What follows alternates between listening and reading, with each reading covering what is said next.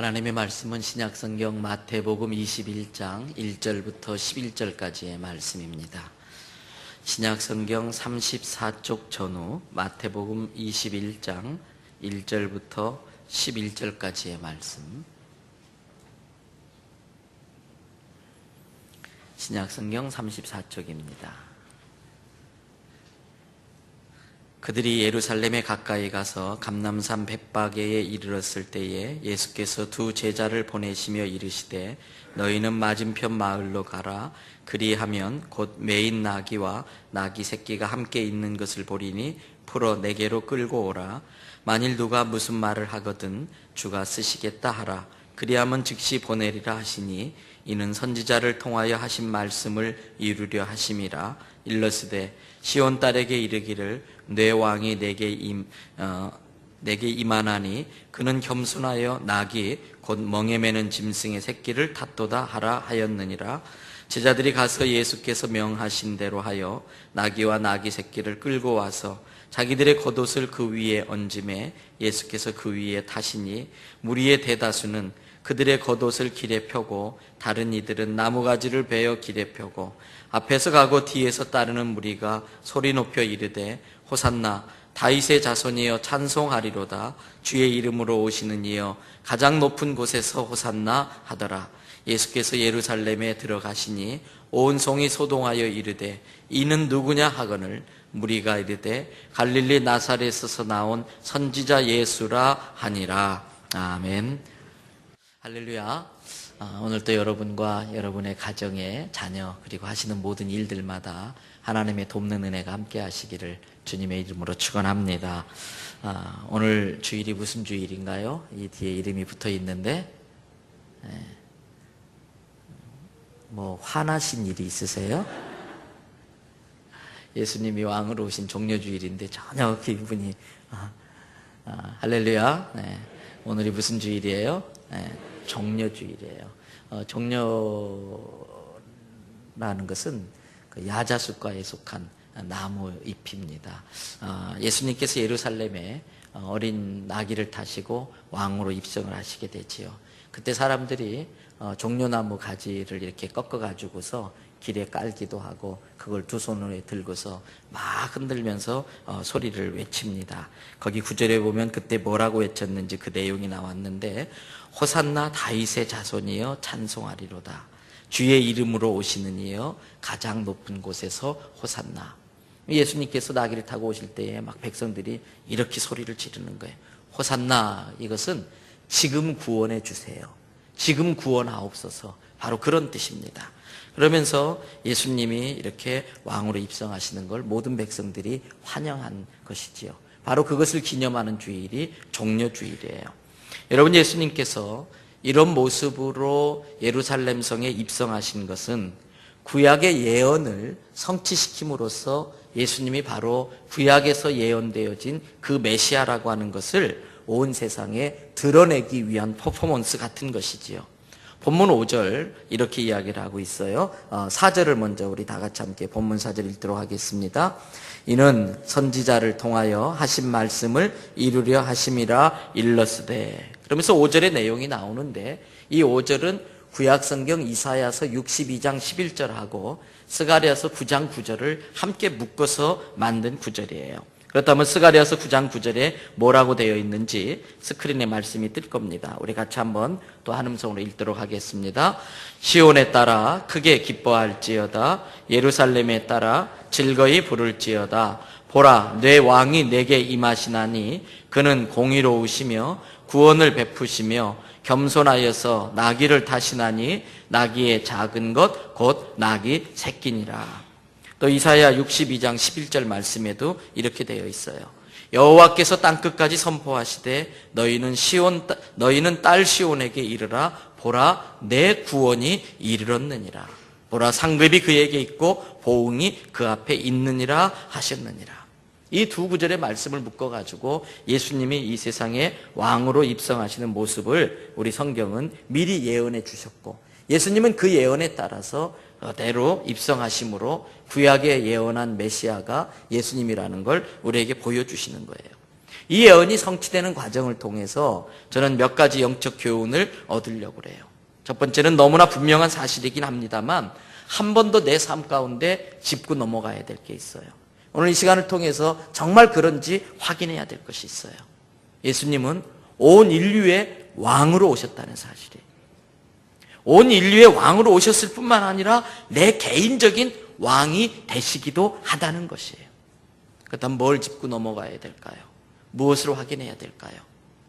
예수님이 내게 왕으로 오셨는데 정말 왕다운 대우를 받고 계시느냐 하는 거예요.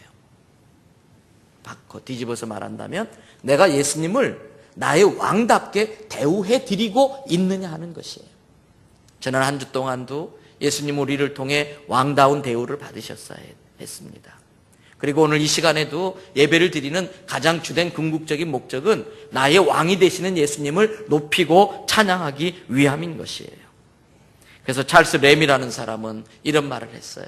만약에 셰익스피어가, 모든 사람이 이렇게 위대한 문호라고 존경하는 셰익스피어가 이 방에 들어온다면 우리는 일어나서 경의를 표해야 할 것이다. 정말 위대한 문학가가 이렇게 들어오니까 그 셰익스피어가 들어오면 존경의 표시로 다 일어나야 된다는 거예요. 근데 램은 또 계속해서 이렇게 말합니다.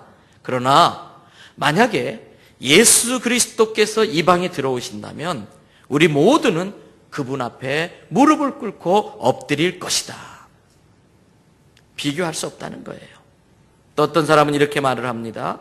지금까지 역사상 있었던 모든 임금들, 모든 왕들, 모든 대통령들을 다 모아놓는다 할지라도 예수님 한 분의 영광과 좋게 비교할 수 없도다. 그랬어요. 여러분, 제가 전에 삼군사관학교에 설교를 해달라고 간 적이 있어요. 설교 마치고 나니까 점심을 같이 하자고 그러더라고요. 근데 거기에 보니까 막 별들이 몇 명이 이렇게 앉아있고 무궁화들이 앉아있고, 무궁화인가요? 하여튼 뭐예요? 소령 이렇게 앉아있는데 옆에 친구 군목이 오늘 별이 몇 개 뜬 줄 아냐고 그러면서 뭐 그게 대단히 군대에서는 중요한가 봐요. 그러니까 별이 뜨니까 대령 중령은 아무것도 아니더라고요. 뭐 얼마나 경비도 삼엄한지.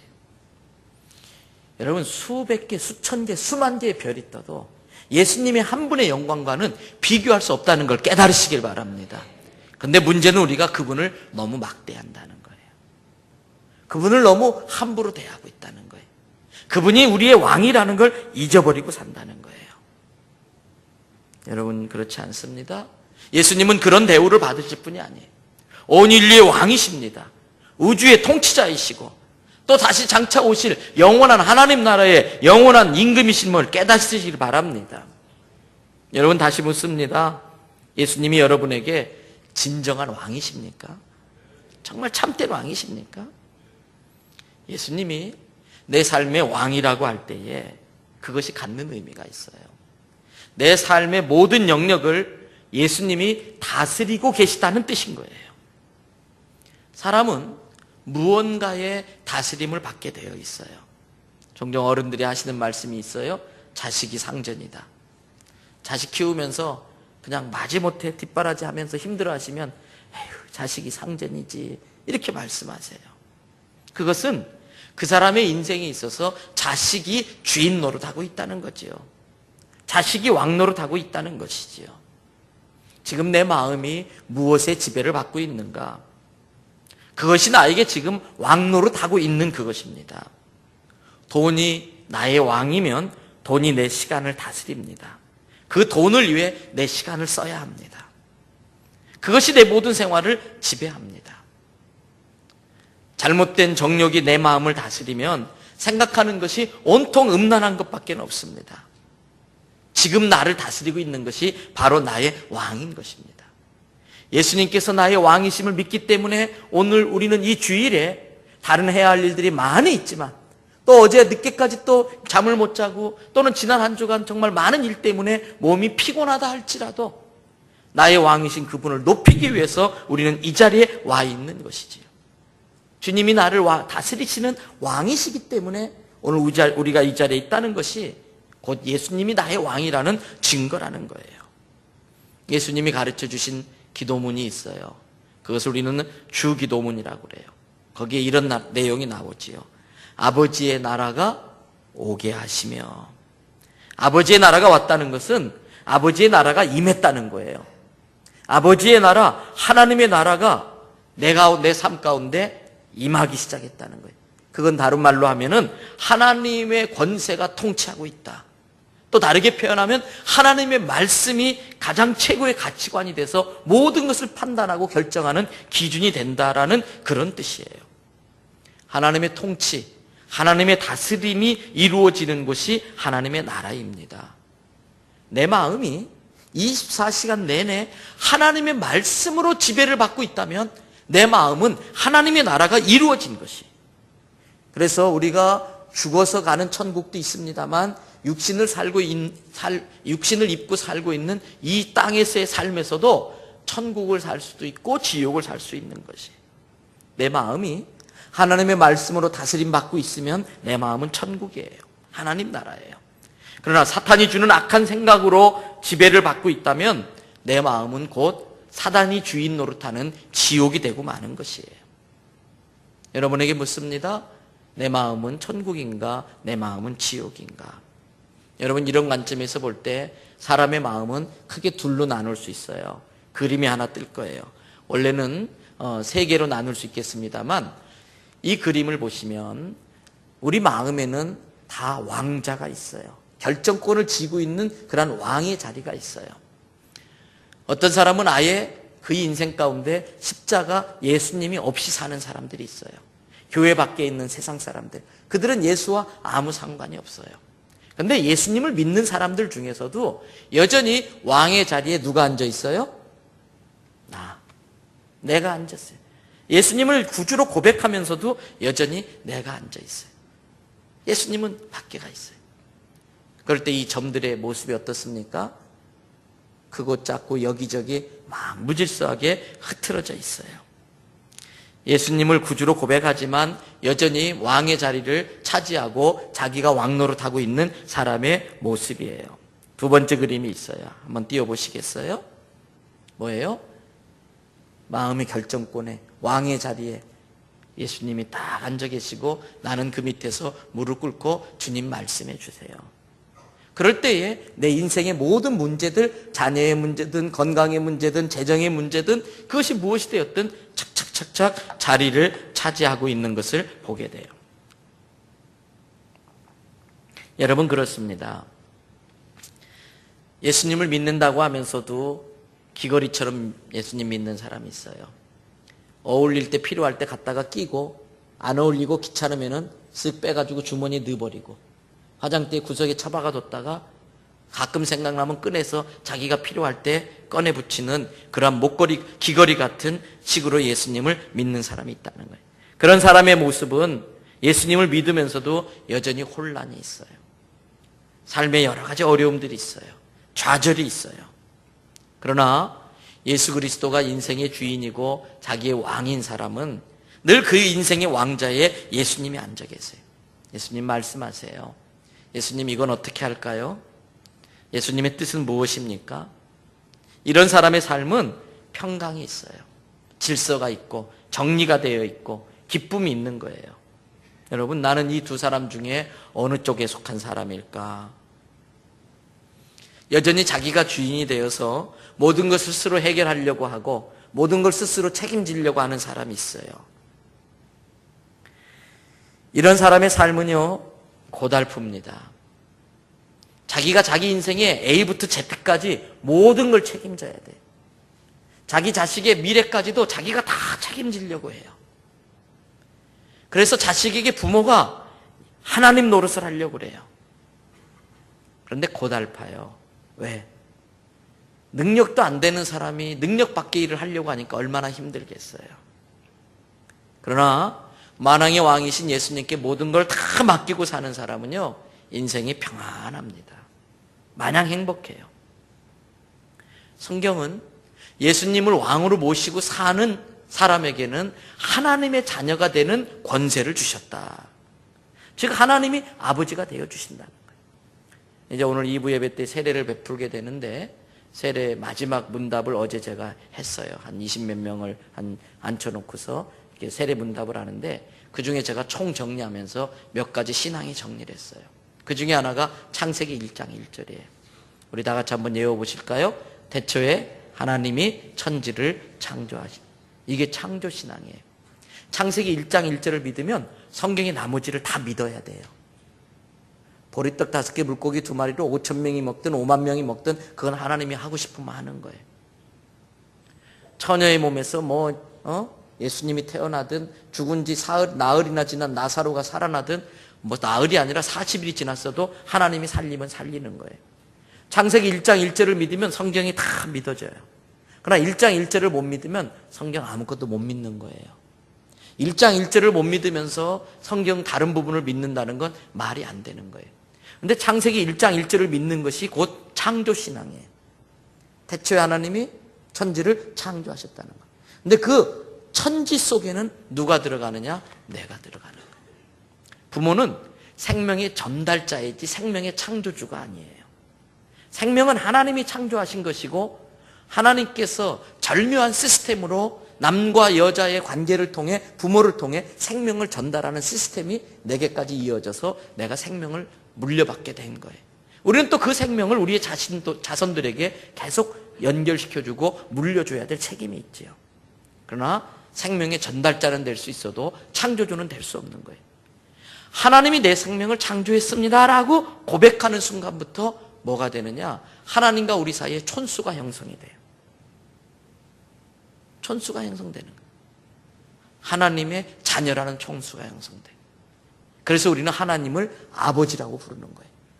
여러분, 여러분의 부모님이 여러분을 낳으셨다는 걸 여러분이 어떻게 아세요? 태어나는 그 순간 봤어요? 그때 기억이 아주 또렷합니까? 무슨 산부인과고 막 의사가 지금 어떻게 알아요? 몰라요, 몰라. 부모가 말해주니까 우리는 그걸 믿는 거예요. 그런데 부모가 나를 실제로 낳았음에도 불구하고 내가 그걸 인정하지 않고 믿지 않으면 촌수가 깨져요. 촌수가 형성이 안 돼요. 비록 내가 낳는 걸 보지 못했어도 내 부모가 나를 낳았다고 나의 부모라고 말하는 걸 믿으니까 나는 그분의 자녀가 되는 거예요. 똑같은 거예요. 우리가 하나님을 창조주로 믿고 생명의 주인으로 믿고 하나님을 아버지로 믿고 고백하는 순간 하나님과 우리 사이는 부모 자식의 촌수가 형성된다는 걸 깨달으시기 바랍니다. 그것이 얼마나 큰 특권인지 몰라요. 고아는 인생이 고달파요. 고아는 자기가 모든 걸 책임져야 돼요. 처음부터 끝까지 다 책임져야 돼요. 그러나 자식은 처음부터 끝까지 모든 걸 다 부모에게 맡겨버려요. 부모님이 다 알아서 해주세요. 자식은, 아비가 있는 자식은 학비 걱정 안 해요. 그러나 소년, 소녀 가장은 학비뿐만 아니라 생활에 필요한 모든 생활비까지도 자기가 해결해야 돼요. 전에 TV에 아침 프로그램 중에 잃어버린 가족 찾아주는 프로그램을 잠깐 봤어요. 15년 전에 여동생 5살짜리하고 오빠 7살짜리가 공원에 놀러 갔다가 부모를 잃어버린 거예요. 근데 하여튼 우여곡절 끝에 이 방송국 도움으로 15년 만에 찾아서 처음 이렇게 상봉하는 그 장면이 이렇게 방영이 되는데, 벌써 오빠는 이제 한 22살 되고 딸은 20살 정도 됐는데, 이 아들은 그냥 멀뚱멀뚱 별 실감이 안 나는가 봐요. 그냥 멍하니 있어요. 근데 이 여동생은요, 막 엄마를 보자마자 부둥켜 안고 막 우는데 통곡을 하는 거예요.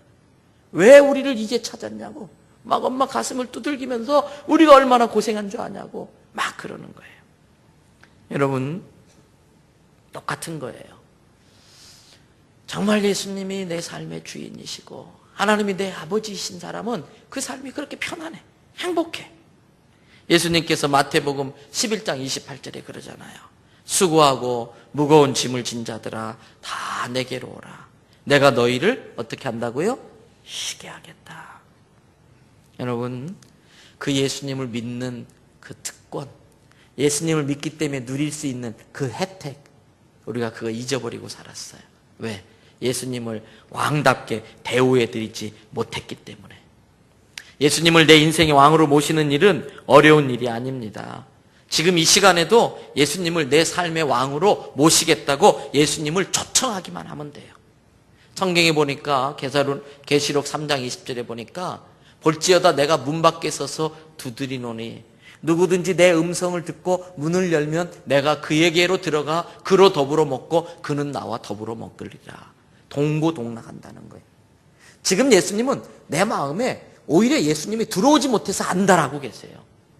그런데 그 문은 안에서만 열 수 있어요. 문고리가 안에만 있어요. 예수님은 밖에서 놓고밖에 할 수 없어요. 왜? 인격자이시니까 억지로 문을 부수고 들어오시는 분이 아니에요. 우리를 그렇게 만들지 않으셨어요. 로봇으로 만들지 않으셨어요. 인격자이시고 인격적으로 대우하시니까 놓고만 하고 기다리시는 거예요. 그러나 우리가 문을 열고 예수님을 모셔드리는 순간 예수님은 우리 안에 들어오셔서 우리와 함께 하시는 거예요. 한번 따라해 보실까요? 예수님, 나는 예수님을 내 마음에 모시고 내 인생의 주인으로 모시겠습니다. 십자가에서 죽으심으로 내 죄값을 담당해 주시고 내 죄가 용서된 걸 믿습니다. 지금 내 마음의 문을 열고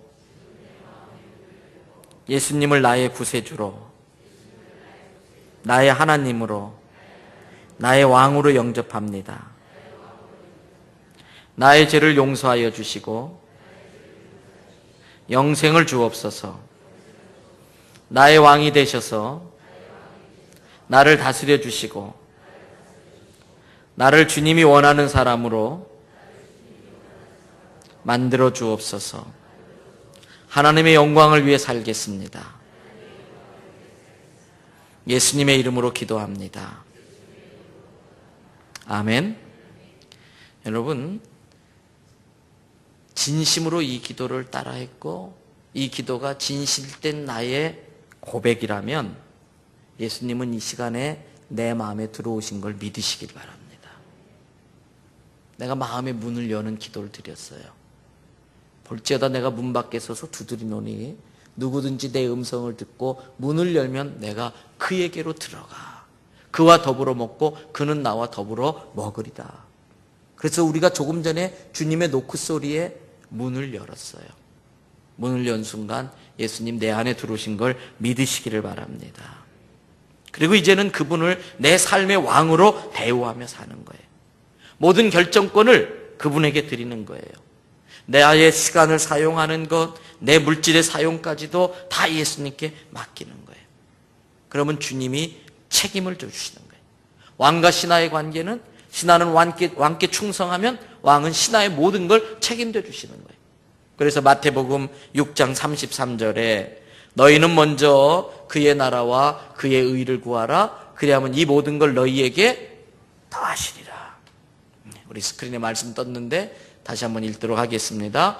그런즉 너희는 먼저 그의 나라와 그의 의를 구하라. 그리하면 이 모든 것을 너희에게 더하시리라. 책임져 주시겠다는 거예요. 오늘 본문에 보면 예수님께서 제자들에게 말씀하세요. 맞은편 마을에 가봐라. 거기에 이렇게 나무에 묶여있는 나귀 한 마리가 있을 것이다. 그걸 내게 가져와라. 가져와라. 여러분, 그때 또 예수님이 뭐라고 그러냐면 혹시 누가 그걸 제지하고 무슨 말을 하면은 주가 쓰시겠다고 해라. 그러면 즉시 보낼 것이다 라고 말씀해 주세요. 예수님이 왕이라고 할 때에 그 왕이신 예수님께서 쓰겠다 라고 할 때에 그걸 즉시 내놓는 것이 예수님이 왕다운 대우를 나로부터 받고 계시다는 거예요. 여러분, 이것이 우리에게 주는 두 번째 교훈이 있어요. 첫 번째 교훈은 예수님이 나의 왕이라고 하는 거예요. 두 번째 교훈은 내가 주님을 위하여 내어드릴 나귀가 있느냐 하는 것이에요. 여러분, 아니나 다를까 제자들이 건너편 마을에 가서 그 나귀 한 마리를 발견하고 끈을 풀러서 가져오려는데 그때 어떤 사람이 묻습니다. 왜 가져가느냐? 그랬더니 예수님이 시킨 대로 한마디 했어요. 주님이 쓰시겠답니다. 아, 그러시냐고 아무 말 없이 기쁜 마음으로 풀어주고 있어요. 여러분, 여기서 우리가 뭘 깨달아야 될까? 왕이신 예수님께 쓰임받는 기쁨을 아십니까? 왕이신 예수님께 쓰임받고 있는 그 기쁨을 아십니까? 우리 찬양대원들이 주님 앞에 봉사하는 것 같지만 아니에요. 내가 주님 앞에 내 시간을 드리고 목소리를 드리는 것 같지만 아니에요. 나 같은 걸 써주시는 게 고마운 거예요. 나 같은 걸 써주시는 게. 예수님께 쓰임받는다는 건 영광스러운 일이에요. 만약에 대통령께서 부산에 오시는데 어떤 연고인지 모르지만 나하고 어떤 연결이 돼가지고 어떤 사정 때문에 내 차를 하루만 빌려 쓰시겠대요. 아이, 각하 죄송합니다. 오늘 내가 바쁜 일이 있어가지고 오늘 신방이 있어서 그건 안 되겠습니다. 제가 그럴까요? 아니죠. 얼른 갖다 쓰라고. 얼른 갖다 쓰라고. 네. 왜요? 그것이 얼마나 자랑거리겠어, 나중에. 네? 나중에 그 자동차 경매 붙이면 꽤 받을 것 같아. 뭐 그것 때문에 빌려주는 건 아니지만 그게 얼마나 자랑스러운 거예요. 이 나귀 주인도 마찬가지. 나귀 주인에게 예수님은 왕이셨습니다. 나의 왕이신 예수님이 나의 것을 쓰겠다는데 마다할 일이 없었어요. 예수님이 나의 왕이시라면 나의 모든 것도 예수님의 것이라는 거예요. 정말 이 나귀 주인과 그 자손들은 예수님이 자기 집 나귀를 타고 예루살렘에 입성했다는 그 사실이 그 가문의 큰 영광이고 자랑거리였을 것이에요. 저는 저와 여러분들의 가문이 그리고 우리 교회가 예수님께 쓰임받는 것을 자랑하는 가문이 되시기를 축원합니다. 우리의 자랑거리가 잠시 있다가 없어질 것, 썩어질 것, 쓸모없는 것을 자랑하는 것이 아니라 하나님 나라에서도 영원히 자랑스러운 것으로 남아있을 수 있는 것들을 자랑할 수 있어야 된다는 거예요. TV에서 사극을 보면은 신하들이 그러잖아요. 왕 앞에 엎드리면서 성은이 만극하나이다. 거룩한 은혜, 성은을 입은 것이 만극하나이다. 무술이 알잖아요. 무술이 상당히 많은 것 같아요. 무슨 말인지 이해를 못하고 있어요. 무술들이 큰 은혜를 입어서 지나가다가 우연히 왕의 눈에 띄어서 왕하고 잠이라도 한번 자면 이제 그러면서 이제 막 역사가 뒤집어지지요. 장희빈도 나오고 하여튼 그렇습니다만은 성은을 입었다는 거예요. 우리도 마찬가지 아니겠어요? 내 인생이 하나님께 쓰임 받는다고 하는 거, 이건 감격스러운 일이에요. 감사한 일인 거예요. 여러분, 본문의 나귀 주인은 이름도 없어요. 그리고 그 후에 어떻게 됐다는 기록도 없어요. 그런데 우리가 상상력을 좀 발휘해서 이 사람에 대해서 생각해 보면은 어떤 사람인지를 알 수가 있어요. 이 사람은 하나님의 구원 계획을 알았던 사람이에요. 어떻게 해요?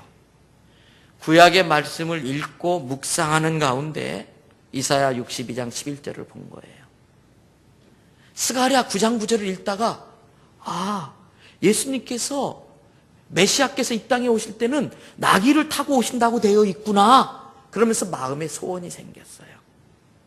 이 땅에 메시아로 오시는 예수님을 위해서 내가 해드릴 것이 별로 없는데 내가 낙이라도 준비했다가 그분이 써주실는지 안 써주실는지는 모르겠지만 내가 준비한 낙이 타고 가면 참 좋겠다라는 소원이 생겼어요. 근데 그 소원을 예수님이 아시는 거예요. 여러분들이 주님께 쓰임받고 싶은 그런 마음의 소원이 있으면 사람들은 몰라요. 목사도 몰라줄 거예요. 근데 예수님은 그걸 아세요. 그리고 절묘한 때에 기가 막히게 써주시는 거예요. 여러분, 이 나귀 주인은 주님께 쓰임 받을런지 어떨런지도 모르면서 묵묵히 자기의 나귀를 키워왔어요. 날마다 나귀의 털을 골라주면서 쓰다듬주면서 말할 거예요. 야, 나는 내가 세상에서 가장 영광스러운 나귀가 되기를 바래. 너 어떻게 그렇게 되는지 아니? 우리 메시아께서 예루살렘에 왕으로 오실 텐데 그때 낙이 타고 오신단다. 만약에 네가 너의 등에다가 예수님을 태울 수만 있다면 너는 역사상 가장 영광스러운 나귀가 될 거야. 너 지금부터 훈련 많이 해라. 힘 길러놔라. 너 성질 부리면 안 된다. 그때 사람들이 막 종려나무 가지 흔들고 떠든다고 깜짝 놀래서 펄쩍 뛰면 안 된다. 얌전히 예수님 잘 모셔야 돼. 수도 없이 말했을 거예요. 여러분, 그 나귀 주인의 마음이 헤아려지십니까? 주님의 비밀을 아는 사람의 기쁨이에요. 주님의 구원 계획을 아는 사람의 기쁨이에요. 주님의 구원 계획을 알고 묵묵히 주님이 쓰실 나귀를 준비하는 사람의 마음. 자기를 향한 하나님의 뜻을 알고 정성껏 나귀를 기르며 예수님의 입성을 준비해온 성도의 마음. 때를 기다린 사람의 마음이에요. 저는 우리 대연성결교 성도들이 이러한 마음으로 신앙생활을 할 수 있게 되기를 바랍니다. 이제 말씀을 마치려고 그래요. 2000년 전 예수님 왕으로 오셨어요. 그리고 이제 다시 이 세상에 재림의 왕으로, 재림주로 오시겠다고 말씀하셨어요. 지난 수요일 저녁에 김우현 감독, 그 팔복 KBS 인생극장의 그 팔복의 맨발의 천사를 만들었던 김우현 감독이 와서 특강을 했어요. 우리 교회 홈페이지에 올라가 있는데 좀 내용이 어렵긴 합니다만 굉장히 의미 있고 중요한 메시지예요. 예수님이 오실 때 마지막 이스라엘 민족이 예수님을 메시아로 고백해야 된다는 거예요. 자기들이 메시아인 예수님을 2000년 전에 십자가에 못 박은 것을 회개하면서 예수님께 돌아오게 되면 예수님이 이 세상에 다시 재림주로 오시게 된다는 거예요. 그래서 우리는 그 이스라엘의 회복을 위해서 기도해야 된다고 하는 거예요. 저는 다시 오실 예수님, 2000년 전에 이름도 밝히지 않는 한 평신도가 나귀를 준비해서 예수님의 입성을 예비했던 것처럼 저는 이제 다시 오실 예수님을 위해서 우리가 해야 할 일이 무엇인지를 깨닫고 그분이 오실 왕의 대로를 수축하는 우리 교회가 되기를 바랍니다. 자신을 향한 하나님의 계획을 아는 사람은 서두르지 않습니다. 왕이 되신 예수님께서 모든 것을 결정하실 때까지 묵묵히 자기의 나귀를 기르며 예수님이 쓰실 때를 기다리는 것이지요. 여러분에게 묻습니다. 다시 오실 그 예수님을 위해서 나의 나귀는 준비되고 있습니까? 여러분의 자녀들의 머리를 쓰다듬으면서 이 나귀 주인이 나귀의 털을 고르면서 그 귀에 대고 말해줬던 것처럼 아들아, 딸아, 나는 너의 등에 예수님이 엎혀져서 너의 인생이 가장 영광스러운 인생이 되기를 바란다. 그렇게 축복하며 주님이 쓰실 나귀를 준비할 수 있는 우리가 되기를 주의 이름으로 축원합니다. 기도하시겠습니다.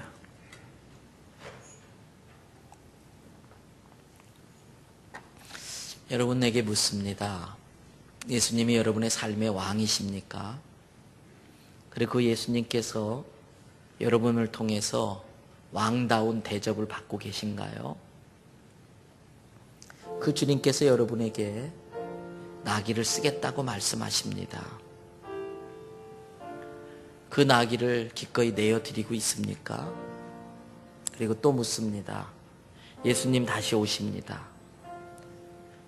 이 나귀 주인처럼 다시 오실 예수님의 때를 우리가 짐작하며 묵묵히 나의 나귀를 키우고 있습니까? 나의 나귀가 준비되어져 있는지 자기를 살필 수 있기를 바랍니다. 함께 기도하겠습니다. 사랑과 은혜가 많으시며 자비와 긍휼이 풍성하신 아버지 하나님, 오늘도 저희들에게 귀한 주의를 허락하여 주시고 이렇게 주님 존전에 나와 여호와를 경배하고 찬양하며 예배하게 하여 주시는 것을 감사를 드립니다. 아버지 하나님,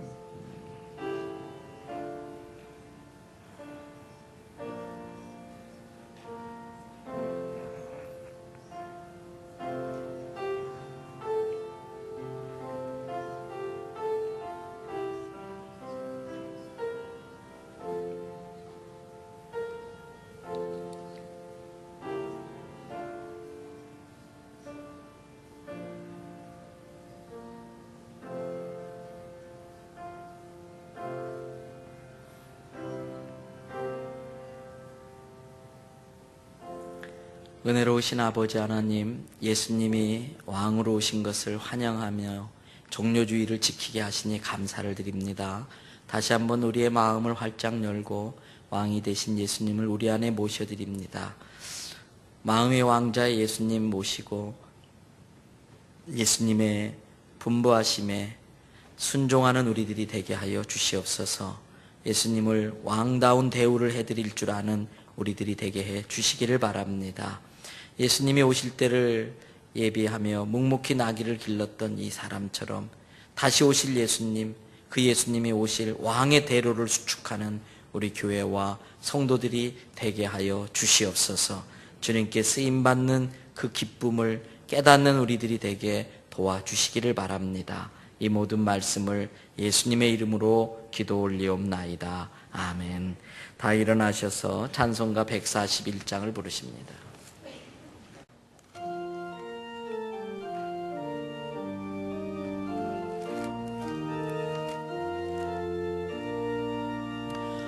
호산나 호산나 다 노래 부른다. 수많은 아이들이 즐거운 노래로 그 품에 안으시고 복으신 주님께 온 마음과 마음 들여 주창합니다. 저 감난산 길 따라 큰 물이 다르며 그 손엔 종려가지 흔들며 외친다. 만왕의 왕주 예수 나귀를 타시고 그 어린이들 노래 다 받아주신다. 호산나 그의 노래 우리도 부르자. 주 예수 우리 구주 우리의 전능왕. 온 몸과 마음 나의 목소리 높여서 영원히 기쁜 노래 주 앞에 드리자. 아멘. 지금은 우리 구주 예수님의 크신 은혜와 아버지 하나님의 무한하신 사랑과 성령님의 내주 교통 역사 감동하심이 다시 한번 예수 그리스도가 우리의 왕이심을 고백하고 다시 오실 왕을 위하여 겸손히 나기를 준비하기를 원하는 우리 대연의 모든 성도, 이들의 자녀와 가정, 하고 있는 생업, 장래 계획, 비전, 그 기도 제목 위에 영원토록 함께 하시기를 축원하옵나이다. 아멘.